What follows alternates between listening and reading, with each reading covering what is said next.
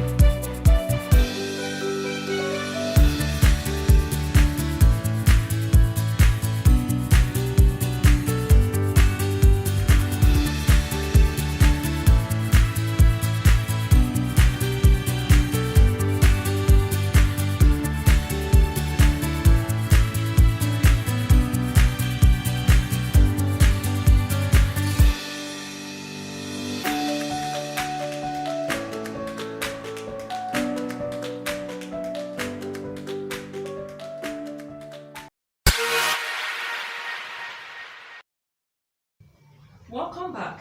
You're watching IAMBEST TV. Still on the discourse, securing the lives and property of Nigerians, a vital responsibility of the government, with Mr.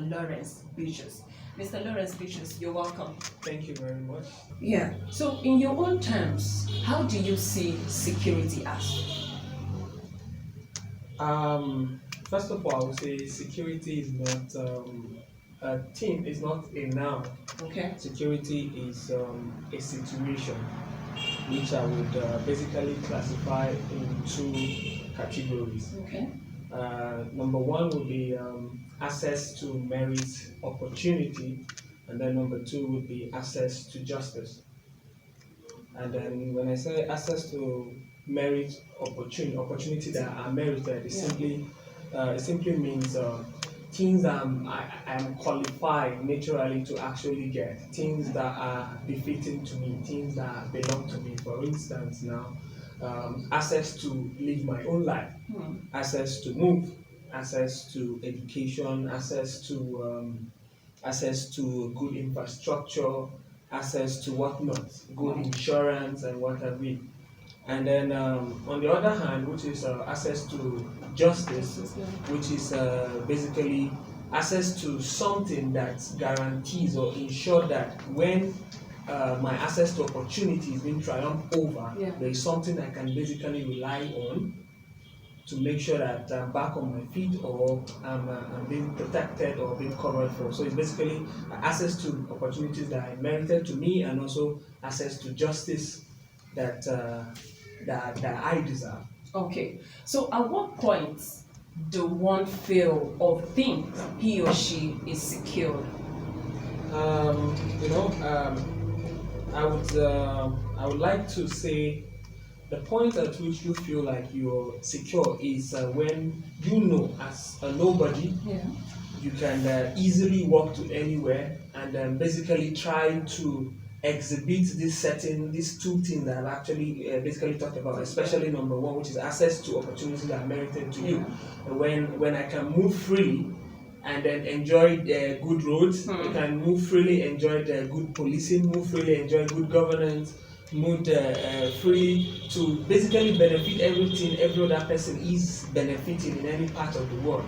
That's at the point when I can say I'm secure, and then also at a situation where I can also benefit a good justice system. The president would benefit a good justice system, the senator, and every other person will benefit. Just basically, that's just it. That's at the point when I will be like, yes, I am secure and I feel safe. If I know that the police or civil or every other person will accord me the same respect they accord to the commander-in-chief of the armed forces himself. So that's at that point you know that you're really Okay, thank you. So you're in Nigeria, and Nigeria is our country. Yeah. Now, since Nigeria is our country, would you say Nigeria is secure? If yes, then how and why?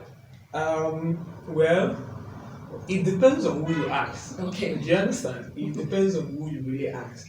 Obviously or factually, it is very clear and glaring in our eyes that some people tend to benefit more of this access to opportunity and access to justice. Do you understand? As it is clear and glaring that the access to opportunity that some certain people, even in the FCT here, do have, I do not have that. Yeah. And there are certain opportunities to justice they will get that I do not have. For instance, I'll give you an example. Okay.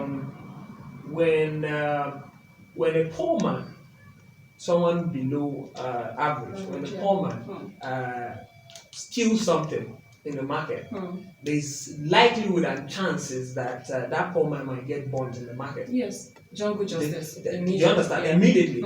But we've been in a situation where we hear on TV that somebody made away with over 200 billion and blah blah blah, and the person is being free and being treated as a king. Do you understand what I mean? And then that is, and that point you'll be able to see that is some sort of different access to this opportunity and this justice that we're talking about. You know, there's a popular adage that says injustice and insecurity anywhere is injustice and insecurity everywhere. Do you understand? Because we can see that clearly in Nigeria. Of course. So what you might think used to be a poor man problem is in today's time gradually coming to catch up with a big man. So then we just hear, and then what we are seeing before to be a big man's problem is eventually catching up with a poor man. So then I will tell you that stealing was more frequent in the houses of the rich, kidnapping and all that in the houses of the rich. But right now, especially in FCT now, we're seeing situations where people are killing even the poor. People are also kidnapping even the poor. You get? So it means anywhere in the world, not just Nigeria, that there's injustice or insecurity. It means everywhere there's injustice and security. Okay, now talking about security, insecurity, now securing lives and property is a major responsibility of the government. Yeah? So in what way do you think this government responsibility has been sabotaged? First of all, I'll say in many ways, you get in many ways the government, because now when you talk about government, we tend to want to treat government as if it's different from you and I. Government is basically you and I. So we're the government. We are also the government. Okay. Now and then I think that's because of our ability or our basic instinct of when there's a problem, we begin to look for who to point hand to. So we then tend to exonerate ourselves, take out ourselves from the equation to be able to see how we also participate or contribute in some of these things. Now you see a brother complaining about the way the police are actually handling the security agencies and all of that. But it's that same brother that refused to provide a very minute information to the community police that is just ready in his house. Because they said security is a collective you understand? So it is all of this. And then also when you go further in the aspect of justice, how well do you see your next neighbor or your brother being cheated or his right being triumphed over? What then do you do? Do you get? So we must participate as individuals, as businesses, as civil society organizations, as pressure groups, whatnot. We all just need security. Is not just something for the government. It's actually something for everybody. So if I must say in what ways, I would say it's been sabotaged in many ways that you can think of. Do you understand? In many ways that you can, the lingering injustice, the delay of the lingering injustice, the lack of regard for even the rule of law, Yeah. the many They're just issues, numerous. just the numerous issues. Okay, so in your own opinion, what has actually influenced insecurity in Nigeria today? Okay, first, I would like to say, as a nation, Yeah. Nigeria precisely, we enjoy a sense of unity Okay. because of our resources. Do you get? Yeah. Because of our resources. And then we also have a sense of unity because of the stories being told to us by those we said our leaders, our forefathers, our heroes past. Yeah. You get? And then the sense of disunity is caused as a result of lack of trust. Now, when I do not trust the level of access the president is getting, or my brother in Ijo, my brother in Southside, or my brother in North is having, and then I have a problem. When I don't trust the level of the justice system that operates in his favor, and it doesn't operate right in my own favor, then I have a problem. So it is all of these things put together that has basically elaborated all of these security challenges that we're actually experiencing now. These two things, which is access to opportunities merited to you, and then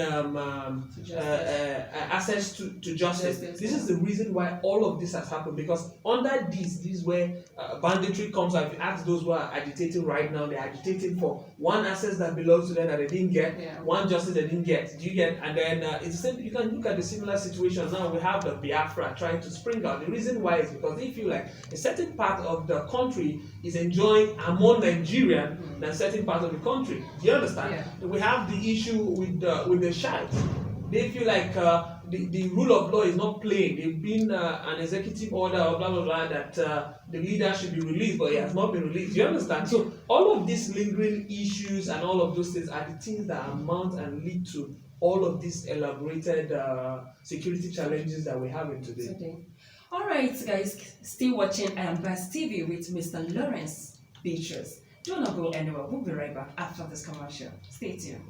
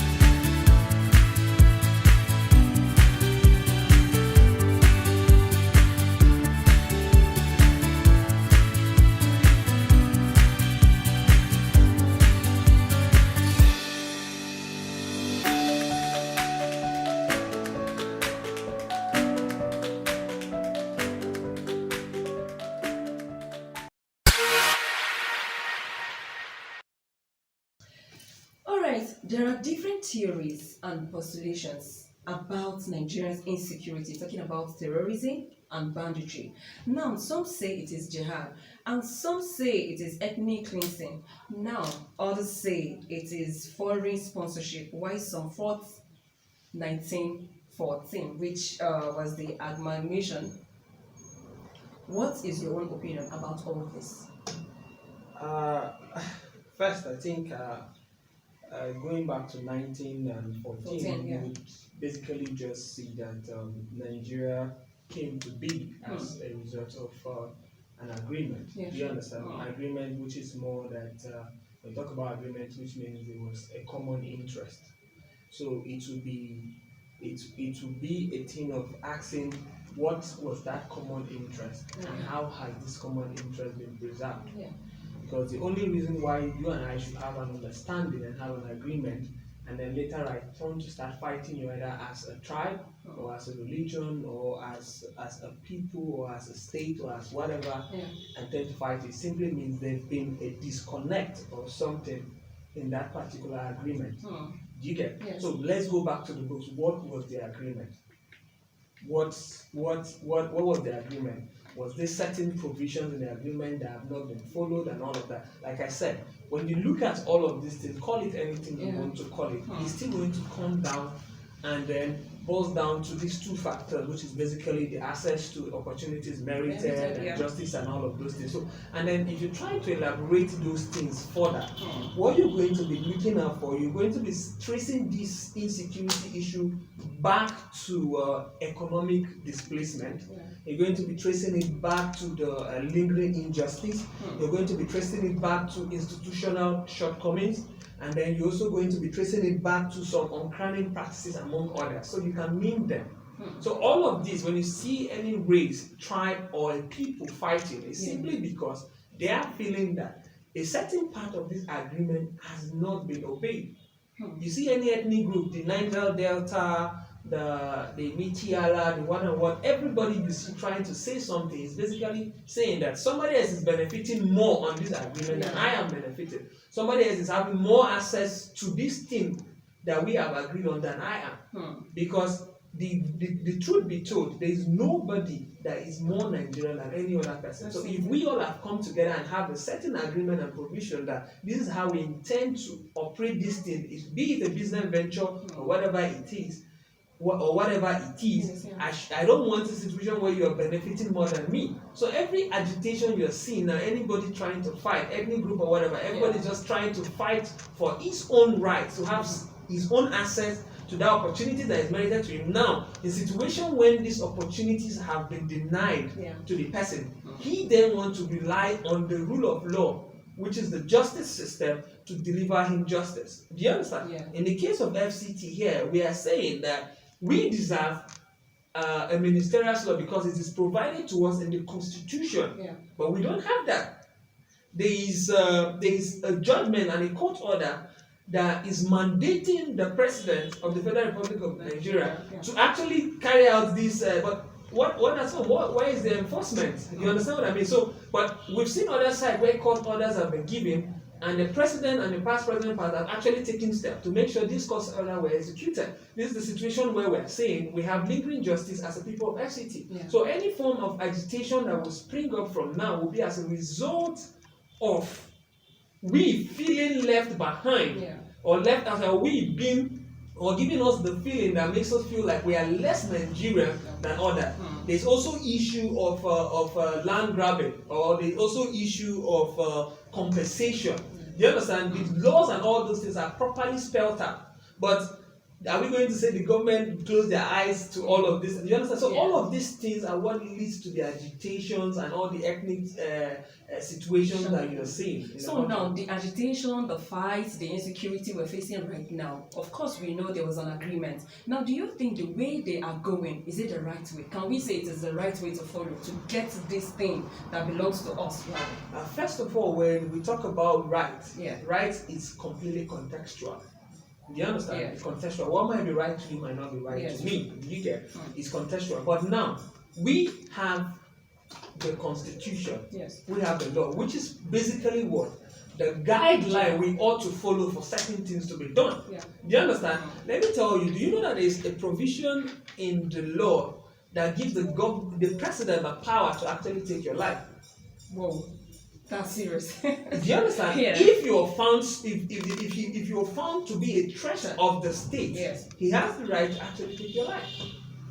Do you understand? So basically, the situation here about right and wrong approach is all about context, and the context is in which context are we operating. In our own case now, is the Constitution. The Constitution is the guideline at which we should operate with. It contains everything. Just like where there is no law. There is no, where there is no law, there is no sin.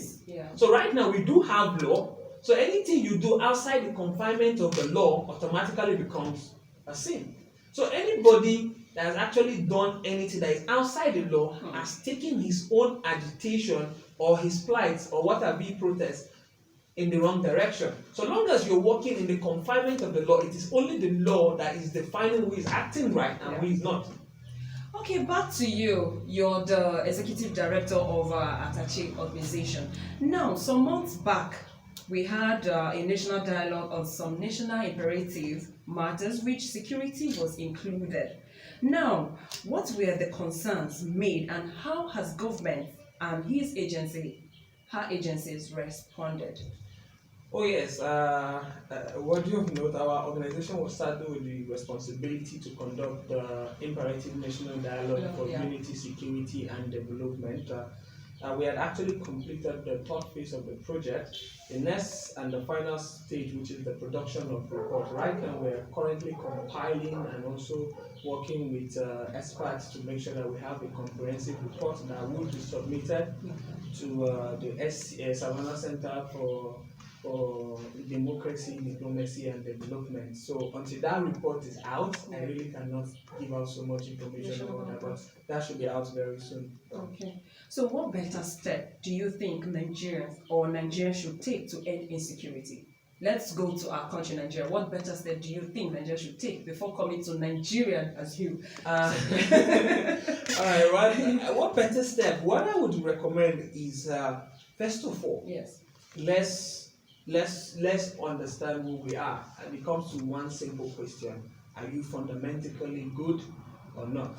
And then Nigeria, by definition, in context, it's painted in our national anthem here. It's painted as a country which is actually good and strong and all of that. Are you currently portraying that? If you're a Nigerian, you never see something go wrong and then not say something about it or do something about it. So it comes down to each and every one of us, what roles we play, directly and indirectly. Those that are visible and those that are not visible. Inactions and actions. All of those things are what will actually help us out. When you see a brother or a sister being cheated and you do nothing about it, you're basically contributed to the injustice of the nation. And then when you see when you're supposed to participate as a patriotic citizen and you refuse to participate, you're actually against everything that we're actually talking about. So it boils down to you being in Nigeria, and then what does Nigeria means? What does being in Nigeria mean should be what we should be asking ourselves right now. Okay, so as a Nigerian, what do you think that we should do to help end insecurity in our country today? First of all, I would say we have several issues over several cases. I don't want to dive into too much details and then we expatiate it too much. I want to keep it within context. First, it is obvious that the 1999 constitution that we have would probably need to be scrapped. It would need a complete overhaul. We need to probably do away with this and then come up with something that we all can collectively feel included in and accept. And then also I will talk about the security, the police reform that we actually do have. Most of the acts that basically just empowers the agencies of the government to work, that empowers the civil society organizations to work, that empowers you as an individual to work. All of those things need to be reviewed and fixed. And then it's really annoying when you carry some of these documents and you're asking yourself, like, how did this make it to this document? Why do we have this line? There are certain provisions in some of these policies that you and I cannot understand. On the same, you ask yourself, how does this work for us? This might work elsewhere, but when you look at it, you realistically and practically know that this won't work for us. And it feels as if it was being done or put together without anybody in consideration. Do you understand? I'll give you one example. If you have you been to, let's say, Area 3, when you're walking, you see the road there. I'm just trying to prove one point, which is how inconsiderate some certain things or how we do certain things here in the country. Now there's a pedestrian road and there's a junction.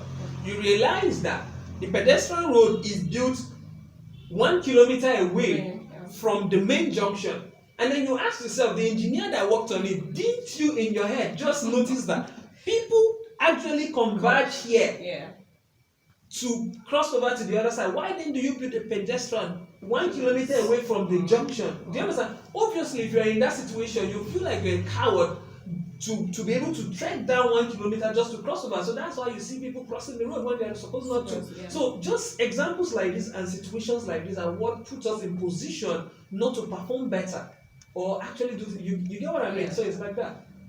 So you made mention of the Constitution of Nigeria and that it should be scrapped out. Now, do you think scrapping the Constitution and bringing new laws and guidelines, do you think the insecurity will end? First, like I told you, Yes. is where there is no law, there is no sin. Yeah, sure.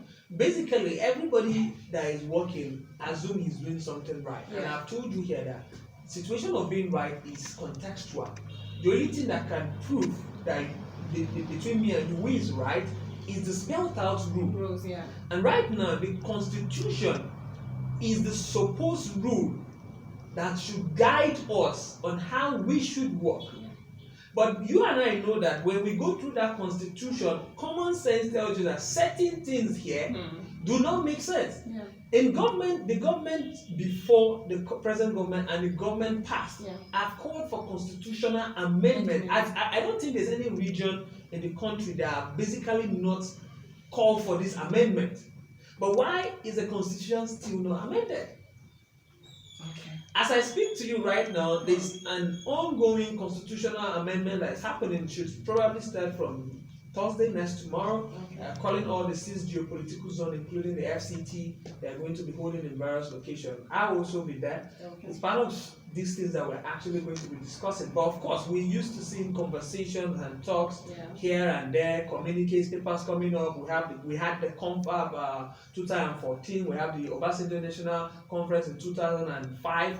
We had the APC report in 2018. What happened to all of those? In all of those documents, when you look at them, you can see that there was a call and a need to completely abolish or amend the 1999 Constitution. So if it's not being amended, who then is it working for? Those who are using it are saying it's not working. Okay. So why are you not getting it fixed? So you understand? So I think the bottom line to this problem is this Constitution and the spelled out rules that are actually put in there. Okay. So do you think the insecurity problem is their fault, Nigerian fault, or is the citizens' fault? Like, I know the government is the citizen are the government. So whose fault? Who would you put the blame? At situations like this, not to play safe, or I'm not trying to play safe, but what I would definitely tell you is that is a collective effort of you and I, civil society organization, the various tiers of government. We all are responsible for this. I mean, I'm not a councillor of my state, of my this. I'm supposed to take my community issue and present to my councillor. But I will tell you this: I don't know when last my councillor had a town hall meeting. Also, in other communities, what you hear them say is that they are ready to talk to their councillor, but the councillor is not ready to give them listening ear. They are actually moving. In other situations, you see that the councillor is ready, but the people are not ready. So this goes on and on. Do you understand? This goes on. And then there's something I noticed about what we do. I don't know if it's the hypocritic nature of us. See, from the president down to the councillor, there are not more than 2,000 people. What is their sole duty? Their job, those elected positions, their job is basically documentation and administrative duty. How hard can that be? Documenting our laws, giving us laws and all that, how hard can that be? Do you understand? But you realize that as easy as this job might seem, people just make it look like as if it's rocket science. That's interesting. All right, thank you so much, Mr. Lawrence Bitrus, for having you. It has been a great pleasure listening to you and hearing you talk. Now, lastly, it might sound funny. So, would you say you're proud to be a Nigerian? It depends on when you ask. No, not see you. Like I would say it depends on when you ask actually, because so a few days back I didn't feel proud to be a Nigerian, but sometime today I feel proud to be a Nigerian because of seeing some certain steps that were taken. A few days back when the whole football games went up and I saw the flag in the UEFA whatever, and I saw a natural and he raised up the flag. I felt really proud to be a Nigerian. So it depends on when you need to ask. and which comes with its own low and high times. So Okay, let me ask you this one lastly. Now, with the kidnapping, corruption on the high side, economic not stable, just too many things happening at the same time. Now, how are you faring as a Nigerian? How do you feel everything is right? Like, can you say I am a proud Nigerian? it will be quite unrealistic and inhuman to see what is happening and then feel like you are safe as a Nigerian or you feel like everything is alright. I mean, like I told you here, injustice or insecurity anywhere is injustice and insecurity everywhere. It might feel like I'm safe here because I'm in Abuja, but come on, just some days ago or some weeks back, my brothers and sisters in Niger State were currently displaced from their place, so I don't feel safe. It's terribly bad. So I can't tell you that I feel safe because there are certain parts of the country that I know that people are currently facing unrest, people cannot eat food, people cannot journey, people can't go to school and all of that. And then I don't feel safe because in no time simply need this to get to me myself. Okay. So I don't feel safe. So any advice for our viewers out there watching IAMBEST TV? I'll say be a Nigerian. Ask yourself what it actually means to be a Nigerian, and then also ask yourself a simple question: Are you fundamentally good? Are you a fundamentally good person or fundamentally bad person? I think all of this boils down to just two things. And then if you have the answer for those things, then be the best at what you picked. And also thank you for IAMBEST TV for actually having me. I'm really proud of the work you people are doing. Keep doing what you're doing. And I keep saying this going more and more higher. And then we're going to meet in bigger and elaborate stage. Thank you very much for having me. Thank you so much, sir. All right, that was Mr. Lawrence Bitrus Atafache, the Executive Director of Atache Organization. You're still watching IAMBEST TV. Thank you and stay connected. My name is Bitrus Atafache.